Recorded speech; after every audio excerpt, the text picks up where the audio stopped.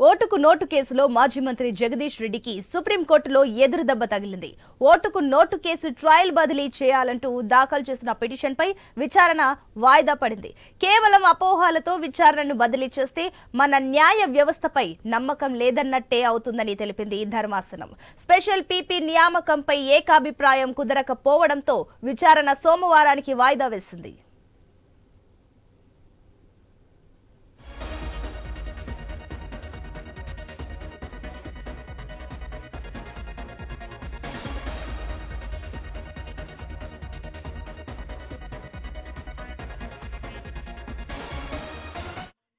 కేసులో మాజీ మంత్రి జగదీష్ రెడ్డికి సుప్రీంకోర్టులో ఎదురుదెబ్బ తగిలింది.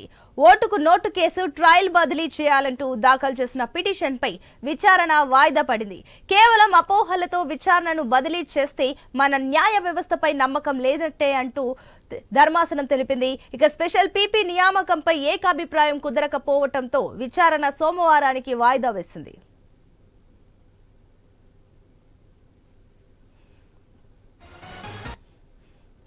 ఎస్సీకి ఓటుకు నోటు కేసులో మాజీ మంత్రి జగదీష్ రెడ్డికి సుప్రీంకోర్టులో ఎదురుదెబ్బ తగిలింది. దీనికి సంబంధించి మరిన్ని డీటెయిల్స్ మా ఇన్పుట్ ఎడిటర్ శ్రీకాంత్ అందిస్తారు. శ్రీకాంత్. Sunitha, good evening. ఓటుకు నోటు కేసు పైన దాఖలైనటువంటి పిటిషన్ ఏదైతే సుప్రీంకోర్టులో పిటిషన్ అయిందో దానిపైన విచారణ ముగిసింది. ఓటుకు నోటు కేసు ట్రయల్ ని భోపాల్ కి బదిలీ చేయాలంటూ గతంలో బీఆర్ఎస్ ఎమ్మెల్యే జగదీష్ రెడ్డి ఫిర్యాదు చేసినటువంటి విషయం తెలిసిందే. ఇట్ల నేపథ్యంలో దానికి సంబంధించి ఈ రోజు విచారణ అయిపోయింది. ఈ కేసు ట్రయల్ ని భోపాల్ కి బదిలీ చేయాలంటూ ఏదైతే పిటిషన్ దాఖలు చేయడం జరిగిందో ఆ పిటిషన్ పైన జస్టిస్ బిఆర్ గవాయ్ నేతృత్వంలోని సుప్రీంకోర్టు త్రిసభ్య ధర్మాసనం విచారణ ముగిసింది. సో ట్రయల్ జరిగే విషయం పైన అనుమానాలు వ్యక్తం చేసినందున స్పెషల్ ప్రాసిక్యూటర్ నియమిస్తామంటూ కూడా ధర్మాసనం అభిప్రాయం వ్యక్తం చేయడం జరిగింది. న్యాయ వ్యవస్థ పైన పూర్తి విశ్వాసం ఉంది. ప్రతి ఒక్కరి మనసులో కూడా విశ్వాసం ఉండేలాగా మీకు అభ్యంతరం లేకుండా ప్రత్యేకంగా ఒక ప్రాసిక్యూటర్ ని కూడా నియమిస్తామంటూ కూడా సుప్రీంకోర్టు ఆ కేసుకు సంబంధించి అయితే పిటిషన్ సంబంధించి చెప్పడం జరిగింది. సో ఈ కేసులో నిందితుడిగా ఉన్నటువంటి రేవంత్ రెడ్డి ప్రస్తుతం రాష్ట్ర ముఖ్యమంత్రిగా ఉన్నందున దర్యాప్తు సంస్థలు ఏవైతే ఉన్నాయో ఏసీబీ చూసే హోంశాఖ కూడా ఆయన దగ్గరనే ఉంది కాబట్టి జగదీష్ రెడ్డి తరపున న్యాయవాది ఈ విషయాన్ని సుప్రీంకోర్టు చెప్పడం జరిగింది. అయితే పిసిసి అధ్యక్షుడిగా మహబూబ్ నగర్ లో జరిగినటువంటి ర్యాలీలో కూడా చాలా సార్లు పోలీసులపై బెదిరింపు ధోరణి ప్రదర్శించారు అంటూ కూడా జగదీష్ రెడ్డి తరపున న్యాయవాది చెప్పడం జరిగింది.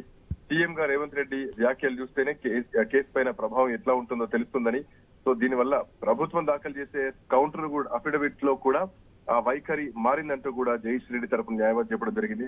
సో ప్రత్యేక ప్రాసిక్యూటర్ నియమించేటువంటి వ్యవహారాన్ని కూడా సుప్రీంకోర్టు నిర్ణయిస్తుందంటూ కూడా ఒక హిమాయితీ ఇవ్వడం జరిగింది. తెలంగాణకు చెందినటువంటి సహచరులను కూడా సంప్రదించి ప్రత్యేక ప్రాసిక్యూటర్ నియమిస్తామంటూ కూడా జస్టిస్ గవాయ్ చెప్పడం జరిగింది. సో ప్రస్తుతానికి ఓవరాల్ గా ఈ పిటిషన్ మాత్రం సుప్రీంకోర్టు కొట్టేసింది. పిటిషన్ పైన విచారణను ముగిస్తున్నామంటూ కూడా ధర్మాసనం ఒక సంచలనమైనటువంటి తీర్పు అయితే ఇవ్వడం జరిగింది. కేవలం అపోహలతో విచారణ బదిలీ చేస్తే న్యాయ వ్యవస్థ పైన నమ్మకం లేనట్టే అవుతుందంటూ కూడా ధర్మాసనం చెప్పడం జరిగింది. న్యాయ వ్యవస్థ పైన పూర్తి విశ్వాసం మాకుంది. ప్రతి ఒక్కరి మనస్సులో విశ్వాసం ఉండేలాగా మీరు ఏదైతే పిటిషన్ ఇవ్వడం జరిగిందో దానికి అభ్యంతరం లేకుండా ప్రత్యేకంగా ఒక ప్రాసిక్యూటర్ ని కూడా నియమిస్తామంటూ కూడా గవాయ్ చెప్పడం జరిగింది.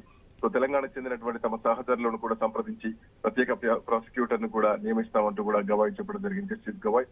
సో దీనికి సంబంధించి ఓవరాల్ గా ఈ విచారణ మాత్రం ముగిసింది.